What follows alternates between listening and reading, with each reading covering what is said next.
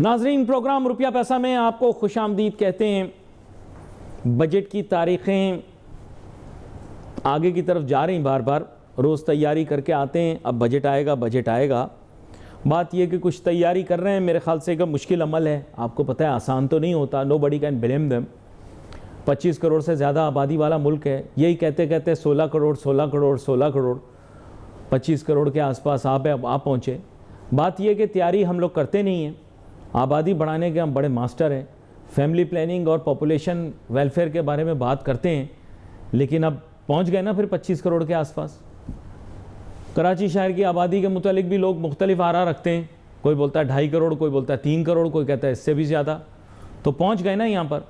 इसका मतलब इल planning, poor planning, और ये गवर्नमेंट के ऊपर नहीं जाती, ये पूरा माशरा इसका ज़िम्मेदार है। माशरा इसका ज़िम्मेदार है, हुकूमत ज़िम्मेदार नहीं है। मैंने वाज़े आपको बात बता दी। अब बजट बना रहे हैं, तखमीना जो भी लगाया उसके बाद पर जो जीडीपी ग्रोथ रेट है 4% टारगेट किया है। 4% ग्रोथ रेट के साथ पाकिस्तान टारगेट्स अचीव नहीं कर सकता। I will be very Frank. बाकी ये देखो, आजकल तारीफ़ें तो हर चीज़ की जा रही हैं। तारीफ़ काले रंग की भी की जा सकती है, सफ़ेद रंग की भी की जा सकती है। मैंने किसी से बोला कि आप बताइए काले रंग की तारीफ़ें, तो उन्होंने 1000 तारीफ़ें काले रंग की कर दी। मैंने कहा तारीफ़ करें सफ़ेद रंग की, उन्होंने 1 लाख तारीफ़ें सफ़ेद रंग की कर दी। तो काले और सफ़ेद की बहस में नहीं पड़ते, है ना। हमारी बहस इस बारे में होनी चाहिए कि भाई हकीकत क्या है, यानी शफाफियत। पानी का रंग नीला है, सफ़ेद है या काला है, सही बताओ मुझे। पानी का रंग कोई मुझे बता दे। पानी का कोई रंग ही नहीं है। खालिस पानी वही है जिसका कोई रंग नहीं है, लेकिन उसके बगैर हयात मुमकिन नहीं है, यह भी रियलिटी है। इसी तरह सच्चाई जो है उसका कोई रंग नहीं है, ना काला ना सफ़ेद। आप लोग जो कहते रहते हैं ना ऑप्टिमिस्टिक, पैसिमिस्टिक, ये वाला टिस्टिक, वो वाला टिस्टिक, टिस्टिक पिस्टिक कोई नहीं होता। पानी का रंग अगर बिल्कुल शफाफ हो तो बेरंग, यानी कोई रंग नहीं है पानी का, कोई रंग नहीं है पानी का। इसी तरह सच्चाई का कोई रंग नहीं होता। सच्चाई सच्चाई से सच्चाई सच्चाई होती है, बात खत्म। 100 पर्दों में छुपती नहीं। तो रियलिटी ये है कि अभी तो हम नहीं बोल रहे हैं ना। देखो, मैं आपको बड़ी फ्रैंक बात बता रहा हूँ, आजकल के हालात हमें मजबूर करते हैं कि हम सिर्फ एक संप पे गुफ्तगू करें, लेकिन यार ये मसला गड़बड़ हो जाता है। पता है मईशत के बारे में एक संप में बात करने की वजह से प्रॉब्लम क्या होती है। अब इलेक्शन तो होगा है ना गिलगित बल्तिस्तान के, आपको पता है हकीकी नताइज क्या है। पीपल्स पार्टी की अक्सरियत है। यार समझो, कंट्रोल कंट्रोल, हाँ अब आप समझ तो गए हैं बात को। पीपल्स पार्टी की अक्सरियत है, चीज़ें सारी ठीक जा रही हैं, हालात बिल्कुल सही हैं। इसके माने ये हैं कि सबसे अच्छी कारकर्दगी पाकिस्तान पीपल्स पार्टी की है। इलेक्शन उन्होंने जीता है ना गिलगित बल्तिस्तान का, तो इसका मतलब जो माशी पॉलिसियाँ पीपल पार्टी बनाएगी वो सबसे बेहतरीन होंगी। यहाँ पर मेरे साथ बहुत ही अहम मेहमान शामिल गुफ्तगू हैं, जनाब जावेद महमूद साहब, जो कि मुझे पता है कि टेलीफोन पे मुस्कुरा रहे हैं मेरी बातें सुन के। वेलकम करता हूँ आपको शो में। जी बहुत बहुत शुक्रिया अली नासिर साहब, आप बार बार याद करते हैं। हुक्म करें। हुक्म मैंने क्या करना है, मैंने तो अर्ज करनी है। हुक्म तो जिन लोगों ने करना है वो कह रहे हैं कि बजट आज नहीं आएगा, कल आएगा, कल नहीं आएगा, परसों आएगा, परसों नहीं आएगा, तरसों आएगा, आज का काम कल करूंगा, कल का करूंगा परसों। जल्दी क्या है यारो, जब जीना है परसों। तो बेसिकली बजट तो आएगा, लेकिन अब बात यह है कि कितने अरसे तक जावेद साहब एक ही संप में गुफ्तगू होती रहेगी। It is high time. और पहले तो हमें लचक मिल भी नहीं रही थी, आपको पता है, सिर्फ तारीफ़ें करने को था चीज़। ये तो शुक्र है कि कुछ ओहदों के ऊपर ले दे चल रही है, तो अब इजाज़त मिल गई है कि हम भी हुकूमत पर तनकीद कर सकें। क्या कहते हैं आप इस सिलसिले में? जी जावेद। जी बजट की तैयारी तो आपको पता है अब फाइनल स्टेज पे है। जी जी बिल्कुल। आज शाम को नेशनल असेंबली का सेशन भी है जिसमें बजट उसमें पेश करेंगे। उसके बाद जो अभी तक की डेट है वो तो यही है कि 10 को इन्होंने अनाउंस करना बजट। नहीं, लेकिन अभी तो फिर इन्होंने कहा है कि जनाब शायद आगे पीछे हो जाए थोड़ा सा। देखें अभी नई डेट तो कोई नहीं आई, 10 ही चल रही है। तो आज जैसे ये नेशनल असेंबली में बजट पेश करेंगे तो उसके बाद आइडिया होगा कि एक आध दिन आगे पीछे करते हैं या उसी को 10 को ही लेके चलते हैं। असल चीज जो है वो एक दिन आगे पीछे होने का नहीं है, असल चीज ये है कि बजट में है क्या। बिल्कुल सही फरमा रहे हैं आप। लेकिन मैं आपके सामने ये रखना चाहूँगा कि पता नहीं आप मेरे साथ इत्तेफाक करें, इख्तिलाफ करें, आवाम को अच्छा लगे बुरा लगे, लेकिन मेरे ख्याल से बजट के अंदर कोई ख़ास चीज़ नहीं होगी। It will be more of the same. Issue ये है कि जिन चीज़ों के लिए आवाम बेचैन हो रही है या मीडिया आगे पीछे भाग रहा है, उनमें से कोई भी चीज़ें या खुशखबरियाँ आपको सुनने को नहीं मिलेंगी। ज़्यादा फोकस इस चीज़ पर होगा कि पाकिस्तान अपनी डेट सर्विसिंग बेहतर अंदाज में कर सके, अपने फिस्कल डेफिसिट को मेंटेन कर सके या कम कर सके, और साथ ही साथ जो है फिस्कल डिसिप्लिन के लिए जो इंस्ट्रक्शंस IMF ने दिए उन पे अमल दरामद कर सके। मेरे ख्याल से ये रिलीफ बजट नहीं होगा। ये मेरी राय है, हो सकता है मैं गलत हूँ, मेरे मुंह में खाक, लेकिन मेरे ख्याल से कोई टैक्सों में कोई ख़ास रिलीफ आपको नहीं मिलेगी। ये मैंने बता दिया, हो सकता है जैसे मैंने कहा मेरे मुंह में खाक, मैं झूठा साबित हूँ, मुझे खुशी होगी। जी देखिए अली नासिर साहब, बजट जो है वो अब आप भूल जाएं कि अवाम की फेवर में कोई खास चीज कभी आएगी, खासकर उस वक्त जब आप IMF के साथ प्रोग्राम में इन्वॉल्व होते हैं। मिसाल के तौर पे अभी जो फाइनेंशियल ईयर जुलाई से शुरू होना है उसके लिए IMF ने ऑर्डर दिया है कि जी 2000 अरब रुपए का टैक्स टारगेट बढ़ा दें पिछले साल की निस्बत। जी IMF देता है $1 अरब और उसके बदले में जो एडिशनल टैक्स रेवेन्यू इकट्ठा करना है वो $7 अरब से ज्यादा है जो अवाम से मजीद निकालना है। मतलब पिछले साल 13,000 अरब रुपए का टैक्स रेवेन्यू था टारगेट, अब इस दफा 15,000 अरब रुपए का है। अच्छा, ये कोई माशी इनकलाब नहीं आ रहा जिसकी वजह से 2,000 अरब रुपए एक्स्ट्रा इकट्ठे किए जाएंगे। ये बेसिकली जो ऑलरेडी टैक्स पेयर हैं ये उन्हीं के ऊपर ही बर्डन डाला जाएगा। मिसाल के तौर पे अभी कल परसों लेटेस्ट रिपोर्ट आई थी कि खाली पेट्रोलियम लेवी से जो नया माली साल शुरू होगा उसमें 1,700 अरब रुपए का वो इकट्ठे किए जाएंगे। एक लीटर के ऊपर 116 रुपए का पेट्रोलियम लेवी है जी। ठीक है, ये तो सिर्फ पेट्रोलियम लेवी है, बाकी चीजें भी हैं पेट्रोल के ऊपर। ठीक है, फिर बिजली का भी करना है इन्होंने, बिजली के रेट बढ़ाएंगे, जो भी करेंगे इन्होंने मैक्सिमम रेवेन्यू इकट्ठा करना है। जी। तो यूं समझें कि जो अगला जो बजट जुलाई से आना है वो बेसिकली टैक्स रेवेन्यू ओरिएंटेड होगा। उसमें रिलीफ जो है वो बहुत ही लिमिटेड। शादियाने क्यों बजा रहे हैं हमारे बिजनेसमैन, गाते फिर रहे हैं, म्यूजिकल प्रोग्राम कर रहे हैं, कभी इधर से उधर उछल कूद कर रहे हैं, हमने ये मनवा लिया, हमने वो बात मनवा ली, हमने ये करवा लिया, हमने वो करवा लिया, उससे मीटिंग कर ली, उसने हमसे बात कर ली। लेकिन अगर ये जुबानी जमा खर्च है और इवेंचुअली होगा कुछ भी नहीं, जो कि so many years से हो रहा है, तो फिर आप मुझे बताएं, मेरा तो नहीं ख्याल कि IMF कहेगा कि आप अपना टैक्स हदफ इतना बढ़ा दें और सुपर टैक्स खत्म कर दें।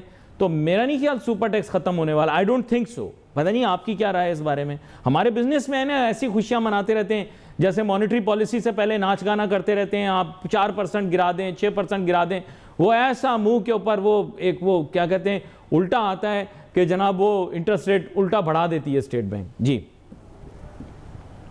देखिए, उसमें अभी तक तो कोई ऐसी खबर नहीं है कि बिजनेस कम्युनिटी को उसमें क्या तोहफे मिलेंगे नए बजट में। असल चीज जो होती है वो ये होती है, सबसे बड़ा मसला चाहे वो बिजनेसमैन है या आम आदमी है, सैलरी वाला या कोई भी है, वो सबसे पहले ये देखता है कि उसको पेट्रोल, गैस और बिजली वो कितने में मिलेगी। तो इन तीनों एरियाज में तो कोई रिलीफ नहीं नजर आती, अनलेस के जो अभी अमेरिका और ईरान का अगर मुआहदा होता है तो आलमी कीमतें थोड़ी सी कम होने का इम्कान है, बस वो एक रिलीफ मिलेगी। बाकी टैक्सों में किसी किस्म की कोई रिलीफ नहीं, जो है लेकिन वो नजर नहीं आ रही। हुकूमत का तो हमारा उसमें कोई अमल दखल नहीं है ना। अगर वो जंग ख़त्म हो जाती है ईरान इसराइल की, तो वो उसमें हमारी हुकूमत का कोई अमल दखल तो नहीं, सिवाय ये कि जो सिफारतकारी का अमल हुआ। लेकिन बजट में तो पूरा का पूरा अमल दखल हमारी हुकूमत का है। हाँ, वो बजट देखे ना, अब दो चीजें हैं। बजट के ऊपर जितनी भी शराइत हैं वो सारा IMF का कंट्रोल है। अब जो वो कहते हैं वो करना होता है। वो कहते हैं जी टैक्स रेवेन्यू का टारगेट बढ़ा दें। अब जब से ये जंग शुरू हुई है, जिनके कारोबार चल रहे थे वो भी बंद हो गए। जी जी। ऊपर से आपको ये टारगेट दे रहे हैं कि जी आप 2000 अरब रुपए का आपने एडिशनल टैक्स रेवेन्यू इकट्ठा करना है। नहीं, लेकिन तो आप मीडिया, मैं आपके सामने मीडिया की खबरों को रखता हूँ, अखबारात, मीडिया और टीवी चैनल्स खास तौर पे जो खबरें दे रहे हैं वो आपके सामने रखता हूँ। बड़ी खुशखबरी, सुपर टैक्स खत्म होने वाला है, डिस्को डांस, डिस्को डांडिया, फलाना नाच गाना, ताजिर और सनतकारों के इंटरव्यू आ रहे हैं। तो ऐसे लग रहा है बहुत सारे ताजिर सनतकार इतने खुश थे जितना वो अपने वलीमे पे भी कभी खुश नहीं होंगे। जब उनसे इंटरव्यू लेने के लिए जाते हैं, हम कहते हैं हमारी मुलाकात हो गई, हमारी बात हो गई, हमारी बात सुन ली गई, हमारी ये बात भी मान ली जाएगी, हमारी वो बात भी मान ली जाएगी, फलानी समरी बनाने के लिए दे दी गई, फलानी समरी बनाने के। रियल एस्टेट वालों को देखो तो ऐसे लग रहा है जैसे अपने बच्चे के हकीके करवा रहे हैं। जिस रियल एस्टेट वाले से बात कर रहा हूँ इतनी खुशी में जैसे घर बेटा पैदा हो गया हो, तो लड्डू खिला रहे हैं मार्केट में, यार हमारा फलाना टैक्स ख़त्म होने वाला है। मुझे ये समझ नहीं आ रहा। आपकी बातों से मैंने ये अखज़ किया है कि IMF के अप्रूवल के बगैर ये बजट होगा नहीं। रिवाइज्ड हदफ जो है वो पिछले साल से कहीं ज़्यादा है। आपके कहने के मुताबिक $7 अरब मज़ीद इकट्ठे करने पड़ेंगे। तो फिर टैक्स कौन सा कम होगा? टैक्स बेस ज़्यादा नहीं होगा। तो फिर ये क्यों हमारे बिजनेसमैन और हम लोग इतना एनवायरनमेंट क्रिएट कर रहे हैं एक्साइटमेंट का, जब आगे जाके दुख होना है तो फिर क्या फ़ायदा?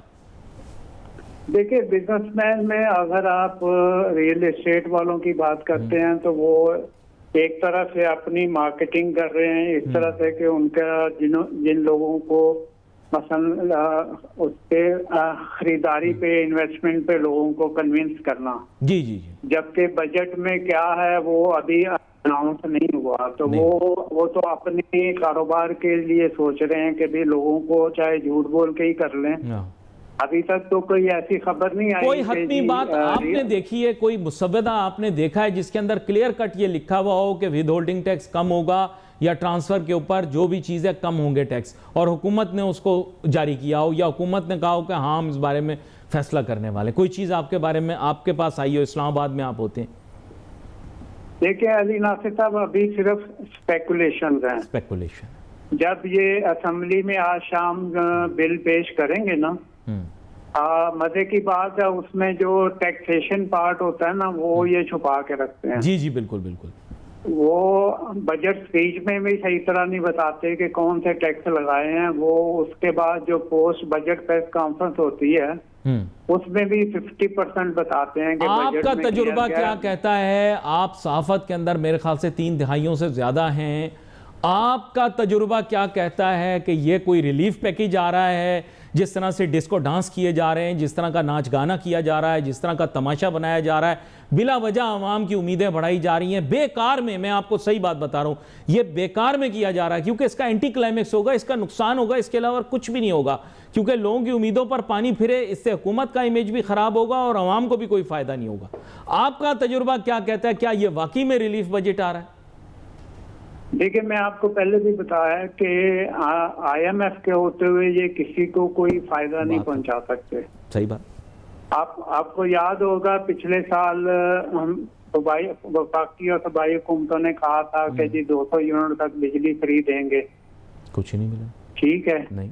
और 100 यूनिट वाले को भी फ्री देंगे, फिर सब्सिडी देंगे। उस पे IMF ने कह दिया कि जी आप कैसे कर सकते हैं, आपका तो हमारे साथ एग्रीमेंट है। जी जी जी। और ये पंजाब में खासकर हुआ था क्योंकि पंजाब गवर्नमेंट ने ये किया था कि हम 200 यूनिट वाले को जो है ना सब्सिडी देंगे, 100 वाले को फ्री देंगे। तो उन्होंने कहा जी आपका IMF। अच्छा, जब इलेक्शन कैंपेनिंग की है, अभी लोगों ने महंगाई की शिकायत की है, इलेक्शन कैंपेनिंग जब की है, आपने देखा होगा तकरीरों का, नाम नहीं लेता सियासतदानों का, उनसे लोगों ने कहा जी बड़ी महंगाई हो रही है, बड़ी टेंशन में है लोग। तो उन्होंने कहा हाँ महंगाई कम होनी चाहिए। ये फैसले हुकूमत के बड़े गलत हैं। तो किसी ने उन्हें कहा कि सर आप ही लोग हुकूमत के अंदर हैं आप अपोजिशन जैसी बातें क्यों कर रहे हैं। ये आपने भी सुनी होंगी तकरीरें, मैंने कई एक तकरीरें सुनी हैं। जी, क्या राय रखते हैं आप इस बारे में, जब हुकूमत जो है वो माशी पॉलिसियों के बारे में वैसे बातें कर रही है जैसे अपोजिशन बातें करती है कैंपेनिंग के दौरान? हाँ देखिए ना, अभी तो अलायंस बना हुआ है ना, हाँ, इसमें हुकूमत का, जिसमें पीपल पार्टी का भी शेयर है, नून लीग का इस्लामाबाद में मेन शेयर है, सिंध में टोटली पीपल पार्टी है, पंजाब में टोटली नून लीग है और केपीके में पीटीआई है। अब ये हुकूमत में भी हैं और अपोजिशन भी बन रहे हैं। ये कोई समझ में नहीं आ रही बात कि महंगाई पे अगर कुछ करना है तो ये मिलके कोई भी डिसीजन कर सकते हैं कि आप टैक्स कम कर दें, पेट्रोल कम कर दें। आप ये जो हम पेट्रोल 116 रुपये पर लीटर टैक्स ले रहे हैं, सिर्फ लेवी उस पे जो ले रहे हैं, अगर वो आधा कर दें तो 60 रुपये का वो फर्क आ जाता है। लेकिन वो भी नहीं करवा सकते। किसी भी सूबे ने, वफाकी हुकूमत एक दफा भी नहीं कहा कि जी आप टैक्सेस बहुत ज्यादा ले रहे हैं पेट्रोल पे, बिजली पे। बिजली पे आप देखें, अगर आपका बिल 15,000 है जो माइनस टैक्सेस है, तो टैक्सेस मिला के वो 22-23 हज़ार पे चला जाता है। अच्छा, मैं वैसे आपको बता रहा हूँ कि इस वक्त फाइनेंस मिनिस्ट्री, फाइनेंस मिनिस्टर और करंट गवर्नमेंट के ऊपर पहले तो तनकीद की इजाज़त नहीं थी, इसलिए कोई भी तनकीद नहीं कर रहा था, क्योंकि कह दिया जाता था कि भाई सब लोग सेम पेज पर हैं। लेकिन अब आपने देखा होगा बहुत ज़्यादा तनकीद शुरू हो गई, बिलखुसूस इस्लामाबाद के माशी सहाफ़ियों की तरफ से मुल्क की माशी पॉलिसियों पर शदीद तरीन तनकीद अब देखने को मिल रही है, चाहे वो वीलॉग्स की सूरत में हो, अखबारात के आर्टिकल्स की सूरत में हो, रिसालों के आर्टिकल्स की सूरत में हो। तो क्या वजह है, ये मैं आपसे जानना चाहता हूँ। 2 साल से ही माशी बदहाली का शिकार तो थे, मुश्किल थी, लेकिन पहले क्रिटिसिज्म नहीं हो रहा था। अब ऐसे लग रहा है जैसे मईशत से जुड़े सहाफ़ियों को आज़ादी दे दी गई है कि भाई आप जितनी तनकीद कर सकते हो करो। और पहले जो तस्वुर भी नहीं किया जा सकता था, खैर मैं तो कभी गलती से भी ऐसी बात नहीं करूँगा, लेकिन वज़ीर ख़ज़ाना के ऊपर भी शदीद तरीन तनकीद की जा रही है और कर भी रहे हैं लोग, वो एक अलहदा बात है। लेकिन हम जानते हैं सब के कौन लोग तनकीद कर रहे हैं और वो किनके हमदर्द हैं। तो बुनियादी बात ये कि ये क्यों हो रहा है, ये पहले क्यों नहीं हो रहा था, ये मेरा एक छोटा सा सवाल है। आप इनसाइड स्कूप दें कोई हमें। देखिए, जब बजट करीब आता है ना, तो उस वक्त बहुत सारी डेवलपमेंट जो है वो सामने आना शुरू होती हैं। और सबसे बड़ा कंसर्न जो होता है ना, आप जर्नलिस्ट हैं या दूसरे हैं जो चाहते हैं कि लोगों को रिलीफ मिले, वो सबसे पहले देखते हैं कि हुकूमत जो बजट के मेन टारगेट्स हैं उसमें क्या कर रही है। तो इसमें जो बजट आ रहा है उसमें रिलीफ नाम की तो कोई चीज नहीं है। अगर रिलीफ होती है तो वो बहुत ही लिमिटेड होती है, जिसका कोई खास फायदा नहीं होता। तो ये तनकीद होने की वजह ये है कि आपका इन्फ्लेशन आपका बढ़ रहा है, इंपोर्ट्स आपकी बढ़ रही हैं, ट्रेड डेफिसिट आपका बढ़ रहा है, और उसके बाद आपका जो करंट अकाउंट थोड़ा सा बेहतर हो रहा था, अब उस पर भी फर्क आएगा। यानी इकोनॉमिक डायरेक्शन के ऊपर तनकीद की जा रही है और उसका रीज़न यही है कि आने वाला बजट है। आपका बहुत शुक्रिया, आप शो के अंदर हमारे साथ शामिल हुए। कुछ अर्सा पहले तक हम देख रहे थे कि हुकूमत जैसी भी माशी पॉलिसियाँ बना रही थी, हर तरफ वाह वाह और तारीफ़ें हो रही थी। ऐसे लग रहा था जैसे कोई मुशायरा हो रहा हो और हर शायर के कलाम के बाद जो है वो वाह वाह की जो एक आवाज़ बुलंद होती वो हो रही थी। लेकिन फिर अचानक हमने देखा कि हमने 360 डिग्री कलाबाजी खाई और किसी और तरफ पहुंच गए। अब तनकीद इस हद तक पहुंच चुकी है कि मैं हैरान हो जाता हूं कभी कभार कि मीडिया पर जिस तरह की तनकीद वज़ीर ख़ज़ाना, वज़ारत ख़ज़ाना या फिर हुकूमत की माशी पॉलिसियों के ऊपर हम देख रहे हैं। हमें ज्वाइन कर रहे हैं जनाब डॉक्टर फ़ारूक सलीम साहब, जो कि किसी तारुफ के मोहताज नहीं है, मुल्क के मारूफ मईशतदान है। वेलकम करता हूँ डॉक्टर फ़ारूक सलीम साहब आपको। Thank you very much. Doctor Farooq Salim साहब, मैंने आगाज़ में यही बता दिया कि 1 साल पहले तक तसव्वुर भी नहीं किया जा सकता था कि हुकूमत की किसी भी माशी पॉलिसी की तारीफ़ की जाए। तो अब तो हालात ऐसे हो गए कि आटा गुंदी हिल्दी क्यों वाली बात आ गई है। अब तो छोटी सी गलती को भी पकड़ा जा रहा है। वो मीडिया और प्रेस और हमारे सहाफ़ी जो किसी ज़माने में मुल्क की माशी पॉलिसियों के गाने गाया करते थे, आज उनकी तनकीद इस हद तक बढ़ गई है कि आपने खुद देखा कि वज़ीर ख़ज़ाना और वज़ारत ख़ज़ाना के ऊपर किस किस तरह की बातें की गई। खैर anyway, I would not even dare to go there. लेकिन मैं आपके सामने रखना चाहूँगा क्यों मेरी बात सही निकली जो आज से 6-8 महीने पहले मैंने आपसे कही थी कि सेम पेज पे नहीं है। तो खैर आप इसरार कर रहे थे कि हैं सेम पेज पर, लेकिन अनफॉर्चुनेटली अब मेरे ख्याल नहीं है। वक्त बड़ी जल्दी बदल जाता है। वो पिछले वाले भी सेम पेज पे थे, अब तो उनका भी नाम लेने की इजाज़त भी नहीं है। तो इनका तो सिलसिला बहुत अच्छा चल रहा है। पहले तो मुझे ये बताएं कि are we everyone coherent when it comes to the budget and the economic policies of this country? जी देखिए, पहली बात तो ये है कि जो बजट आएगा उसके नतीजे में यकीन जानिए आम पाकिस्तानी के ऊपर कोई असर नहीं होने वाला, ना कोई अच्छा असर, कोई रिलीफ आने वाली नहीं है और ना ही कोई बुरा असर। कोई देखिए कोई बड़ा ड्रामा आपकी और मेरी जिंदगी में होने वाला नहीं।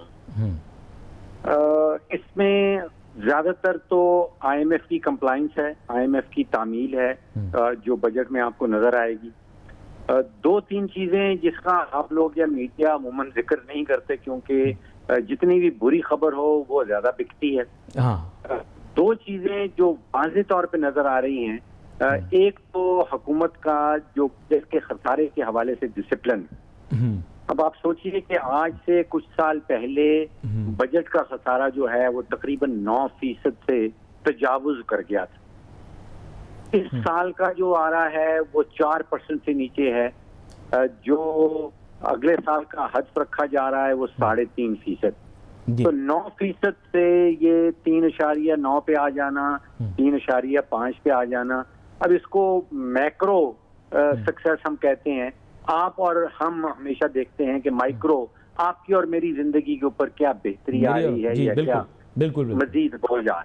तो एक तो ये चीज सामने रख लीजिए कि इसमें बजट का जो खसारा है वो बड़ी तेजी से नीचे आया और इसका इम्पैक्ट फिर ये होता है कि जब बजट का खसारा आप समझिए कि हुकूमत का ज्यादा होता है तो वो उधार लेती है उस खसारे को पुर करने के लिए और नोट छापती है उस खसारे को पुर करने के लिए। जब नोट छपते हैं तो फिर आपकी और मेरी जिंदगी में इन्फ्लेशन आती है, महंगाई आती है। जब हुकूमत आ जाती है मैदान में उधार लेने के लिए तो फिर वो जो शरह सूद है वो बढ़ना शुरू हो जाती है।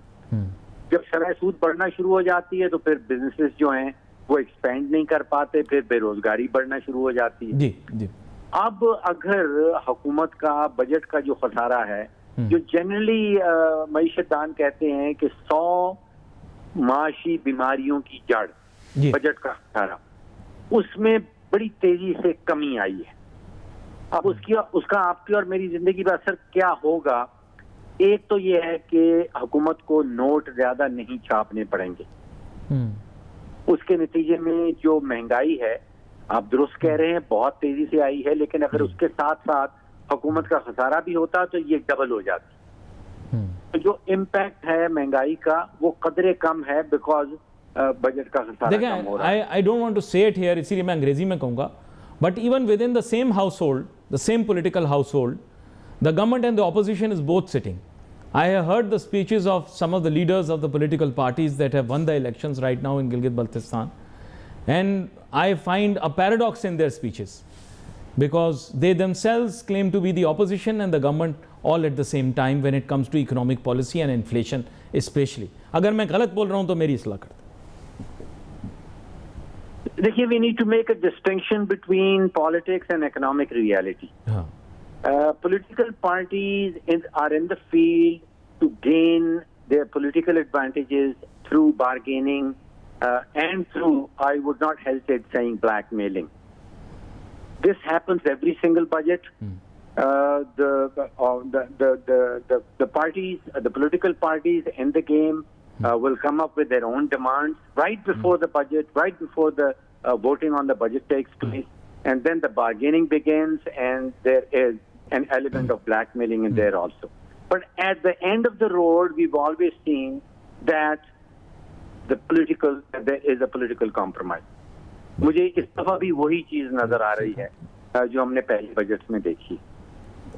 अच्छा, यहाँ पर मैं फ़ारूक सलीम साहब आपकी कुछ प्रोग्राम देख भी रहा था।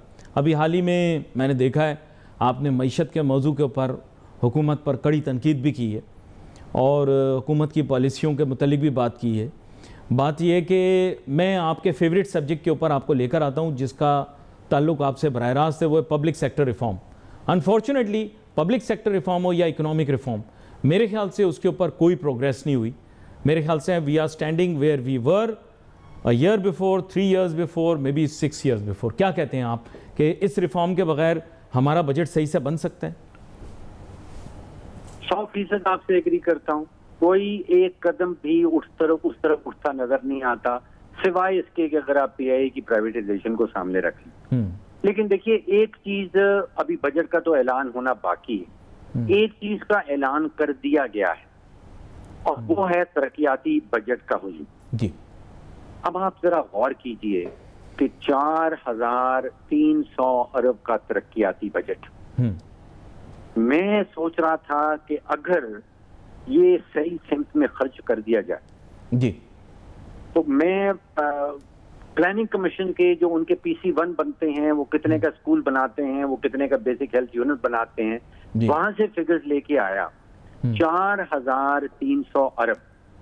इसके साथ एक साल के अंदर मुल्क भर में 11,000 नए स्कूल बन सकते हैं, 6,500 नए, जिसको ये कहते हैं बेसिक हेल्थ यूनिट, आप मिनी क्लिनिक कह लीजिए, मिनी अस्पताल कीजिए, 45,000 किलोमीटर की नई रोड्स और 3,000 से जायद साफ पानी और सैनिटेशन के मंसूबे। आप जरा सोचिए कि अगर 4,300 अरब सिर्फ एक साल के लिए वाकई में खर्च कर दिया जाए वैल्यू प्रोजेक्ट के ऊपर, तो डिस्ट्रिक्ट की हालत बदल सकती है, पाकिस्तान की हालत बदल सकती है, एक ट्रांसफॉर्मेशनल चेंज सामने आ सकता है।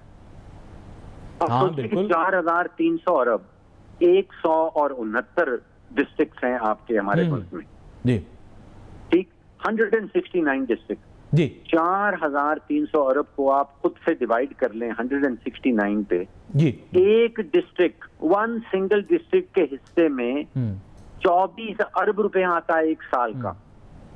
आप मुझे बताएं कि अगर आपको डिस्ट्रिक्ट का हेड लगा दिया जाए, आपके नीचे 12 से 13 लाख पाकिस्तानी हैं औसतन एक डिस्ट्रिक्ट के अंदर, 4 से 4,500 किलोमीटर स्क्वायर किलोमीटर का एरिया है, और आपके हाथ में 24 नहीं, इस तरक्याती बजट का बहुत फायदा होगा। इस तरक्याती बजट सेंट्रल लंदन पे बहुत ज़्यादा खर्च होगा, ये तरक्याती बजट मिसिसागुआ पे बहुत खर्च होगा, टोरंटो पे, ह्यूस्टन पे बहुत खर्च होगा। मैंने मेरे ख्याल दवाई नहीं खाई, सॉरी, मेरे जोग्राफिया बड़ा ख़राब है सर, गलती से मैंने गलत जोग्राफिया बता दिया, वरना मैं तो स्पेन, पुर्तगाल और तुर्की का जिक्र भी करने वाला था। सॉरी, आई एम सॉरी, वो पाकिस्तान के डिस्ट्रिक्ट नहीं है, लेकिन आगे माशाल्लाह आप खुद ज़हीन हैं जी। देखिए, आप जिस चीज का जिक्र नहीं कर रहे वो ये भी बता दीजिए कि हमने किस तरह MNAs को और MPS को बना दिया ठेकेदार। नहीं, वो डेवलपमेंट फंड है, याद रखें, उनको मैंडेट मिला है, they have got election mandate, वो डेवलपमेंट फंड है, they have to do something for their district, otherwise they are not going to win the election. तो यही तो हमने सोचना है कि क्या सियासी हलकों की तरक्की करनी है या इजला में जो शहरी रहते हैं उनको वैल्यू प्रोजेक्ट देना है।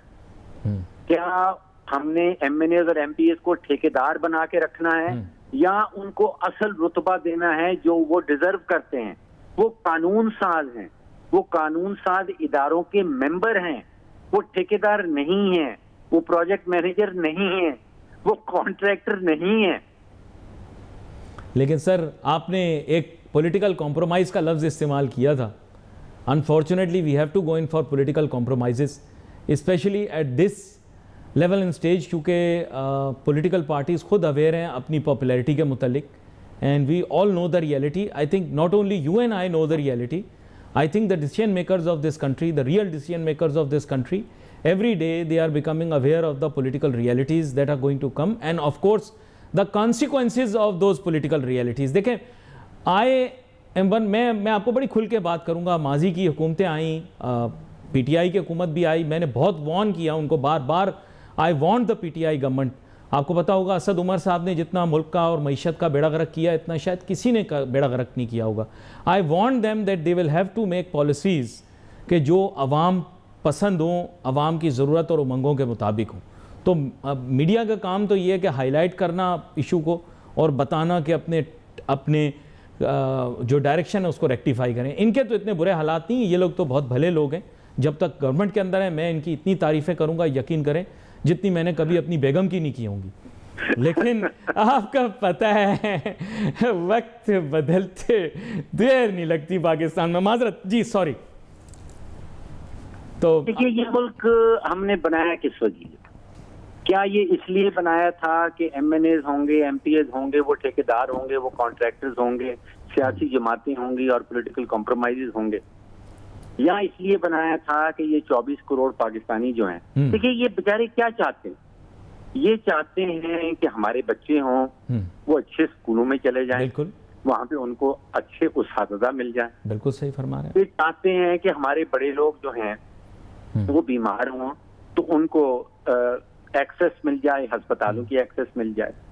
किसान चाहता है कि मेरी मार्केट से रोड बन जाए, मेरी फार्म से रोड बन जाए, मार्केट तक रोड बन जाए। ये चाहते हैं हमें साफ पानी मिल जाए, सैनिटेशन के। आप कराची में रहते हैं जी, राइट?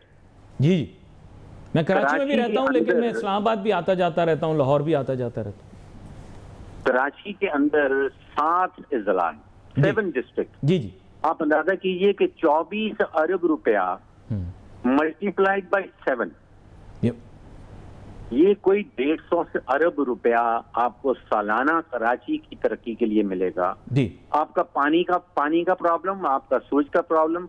अभी इस वक्त मेरे जो दोस्त कराची वाले बताते हैं कि they are walking in suraj, they are breathing suraj. In many places this it's a big problem. जी, ये आप सोचिए कि ये आप तकरीबन 40% आबादी जो है सिंध की वो कराची में रहती है। जी, आपका इस साल 1000 अरब रुपए का तरक्याती बजट सिर्फ सिंध की ज्यादा बात ज्यादा होगी, आबादी ज्यादा होगी अर्बन सिंध की, लेकिन मेन इशू ये है कि पॉलिटिकल कॉम्प्रोमाइज और उसकी वजह से नंबर्स को फज किया होगा। जो बंदा ज़्यादा शोर मचा रहा था मरदमशुमारी के ऊपर, उसको आपने मिनिस्टर बना दिया।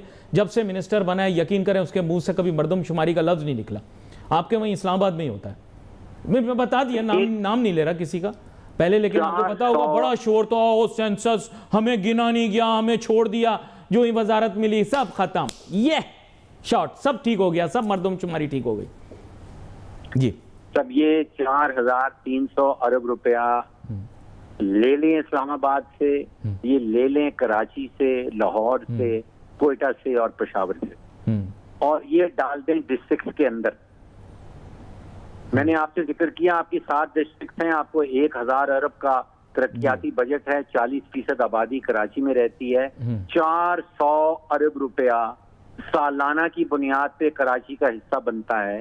एक साल के अंदर visible change, transformational change Karachi के अंदर लाई जा सकती है। बट सिंस पैसा मौजूद है, but since your emphasis now has shifted from corruption to better governance, you have forgotten that the major factor is corruption, corruption, corruption, corruption। ये तो शुक्र है, मैं आपको बता दूं, असल में मीडिया पर ये बातें नहीं आ रही, लेकिन सोशल मीडिया पे आपने सुना होगा कि सिंध में करप्शन के ऊपर सख्त क्रैकडाउन शुरू हो गया है। किसने किया है ये मैं बता नहीं सकता, कौन गिरफ्त में आ रहा है ये भी मैं आपको नहीं बता सकता। बाकी पता आपको खुद भी है और पता मुझे भी है। मेन स्ट्रीम मीडिया पर यह डिस्कस नहीं हो रहा, लेकिन सोशल मीडिया के ऊपर सब जानते हैं कि एक मेजर क्रैकडाउन चल रहा है इस वक्त सिंध के अंदर करप्शन के ख़िलाफ़, और वो लोग चला रहे हैं जो मुल्क से मोहब्बत करते हैं, मुहब्बे वतन हैं। और नाम मैं फिर नहीं ले रहा, ना जिन इदारों के ऊपर एक्शन हो रहा है उनका बता रहा हूँ, ना जो इदारे कर रहे हैं उनका बता रहा हूँ। आगे आप बेहतर जानते होंगे फ़ारूक सलीम साहब, आप उन हलकों के ज़्यादा नज़दीक हैं। देखिए, मैं उसी चीज का जिसका आप जिक्र कर रहे हैं उसका हल आपके सामने रखता हूँ। जी, इसमें तो कोई शक की बात ही नहीं कि जो लिमिट्स हैं, जो हदूद हैं करप्शन की, वो कहीं पार कर दी गई। जी जी, मैं उसका हल बता रहा हूँ कि ये पैसा उन लोगों से ले ले, मैंने आपसे जिक्र किया कराची वालों से पैसा लेके डिस्ट्रिक्ट्स में दे दें जी, और डिस्ट्रिक्ट में जब करप्शन होगी और जब आप डिस्ट्रिक्ट के हेड होंगे और आपको 24 अरब रुपया दिया जाएगा और आप मुझे स्कूल नहीं देंगे, आप मुझे बेसिक हेल्थ यूनिट नहीं देंगे, तो आपका गिरबान मेरी पहुंच में होगा। मैं आपका इशारा समझ गया हूं, इस्लामाबाद वालों का गिरबान मेरी पहुंच में नहीं। लेकिन कोई ना कोई पैंतरा खेल कर जो एक आप अच्छी बात कर रहे हैं उसको रोकने की भरपूर कोशिश की जाएगी। और there has been a political compromise, it is visible, but you know so many compromises make you compromised on both sides. एक लफ्ज़ कॉम्प्रोमाइज़ है और एक लफ्ज़ कॉम्प्रोमाइज्ड है। तो मेरे ख्याल से इतनी ज़्यादा कॉम्प्रोमाइजेज जो की जा रही हैं, इसकी वजह से I think both sides have become exceptionally and जिसे आप कहते हैं ना ट्रमेंडसली कॉम्प्रोमाइज्ड। और अब एक लिमिट आती है जिसके बाद you see things change tremendously. इसीलिए मैं कह रहा हूँ कि इतनी कॉम्प्रोमाइज़ ना की जाए, थोड़ा सा दोनों तरफ से कॉम्प्रोमाइज़ का क्लाइमेट ख़त्म हो। लेकिन आपके साथ बढ़िया, बहुत अच्छा लगा बात करके। बजट के मौजू के ऊपर आपको तकलीफ़ दूंगा जिस दिन बजट अनाउंस होगा। अभी इंशाल्लाह तवक्कुआत तो यही है कि कल बजट हो जाए, लेकिन यह है कि अभी इसके बारे में पेवस्ता शजर से उम्मीदें बाहर रखा। आपका बहुत शुक्रिया, आप शो में हमारे साथ शामिल हुए। जो गुफ्तगू हमारी हो रही थी उसका तो खैर खुलासा आपके सामने पेश करेंगे, लेकिन हुकूमत ने अब बजट पेश करना है। और बजट इस दफ़ा, जैसे मैंने आपको कहा कि ये बड़ा मुश्किल बजट भी होगा और हर बंदा इसकी तरफ देख रहा है, आवाम भी देख रही है, हुकूमत भी देख रही है, और वो हल्के भी देख रहे हैं जिन्होंने ये फ़ैसले लिए हैं, जिनकी वजह से मुल्क के अंदर जो अच्छी मस्बत तब्दीलियाँ आई हैं वो सब देख रहे हैं। क्योंकि देखें ना, इतने सालों की मेहनत है, उन्होंने ये देखना है कि मुल्क अगर इकोनॉमिक डायरेक्शन के अंदर सही में जा रहा होगा तो वेल एंड गुड, अगर नहीं जा रहा होगा तो वो लोग भी रिकन्सिडर करेंगे। ये मैं रियलिटी आपको बता रहा हूँ। देखें, इतने सालों के अंदर पाकिस्तान की मईशत ने रिकवर किया, एक बहुत बुरी पोजीशन पे आ गया था। एक वक्त ऐसा आ गया था कि बैनुल अक़वामी इदारों ने स्क्रैच कर दिया था पाकिस्तान की रेपुटेशन को। फिर उसके बाद मेहनत से, काविश से, कोशिश से चंद हल्कों ने, फिर मैं वही बात कर रहा हूँ, नाम नहीं ले रहा, चंद हल्कों ने अपनी मेहनत के ज़रिए किसी तरीके से सारे पाकिस्तान की मईशत में होने वाले नेगेटिव काम जो थे उनको रिवर्स किया, पाकिस्तान की मईशत को पॉजिटिव की तरफ लेकर गए। सियासी जमातों को भी मौका दिया वो अपनी कारकर्दगी दिखा सकें। अब वो ज़ाहिरी बातें देख रहे हैं कि हमारी मेहनत है, हमारी काविश है, हमने मुल्क की रेपुटेशन इतनी बेहतर की, मुल्क के दिफा की बेहतरी लेकर आए, मुल्क की इंटरनेशनल रेपुटेशन में बेहतरी लेकर आए। आज बैनुल अक़वामी सतह के ऊपर मुख्तलिफ सदूर और सरबराहान मुमलिकत और हुकूमतें जो हैं पाकिस्तान की तारीफ़ें कर रही हैं, हमारे किरदार की तारीफ़ें कर रही हैं, जो हमने ईरान और अमेरिका के दरमियान एक जिसे आप कहें मुज़ाकरात करवाए हैं, और उसका हमें बेनिफिट भी हुआ है। लेकिन ज़ाहिरी बात है, अगर पाकिस्तान माशी तौर पे आगे नहीं जाएगा तो वो लोग जिनकी ये मेहनतें काविशें वो ख़राब होंगी, उन पर डैमेज आएगा, उन पर इम्पेक्ट आएगा, तो वो ये कभी बर्दाश्त नहीं करेंगे। ये मैं आपको इसलिए वाजे करके बता रहा हूँ क्योंकि देखें, आप लोग झिझकते बहुत हैं, घबराते बहुत हैं, ठीक है ना। घबराते इतना घबरा रहे होते हैं कि आपको पता भी नहीं होता कि अभी करना क्या। गलत वक्त पे गलत बात कर देते हैं, सही वक्त पे सही बात नहीं करते।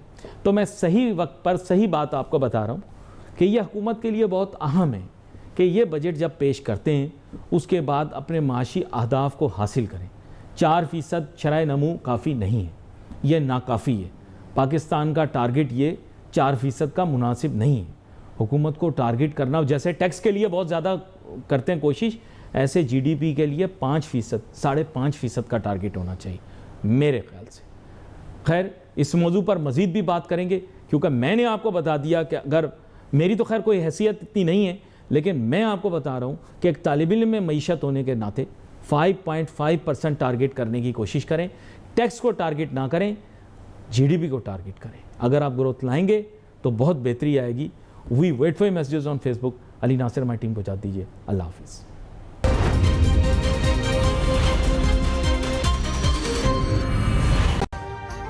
अभी सब्सक्राइब करें ताकि कोई खबर रह न जाए।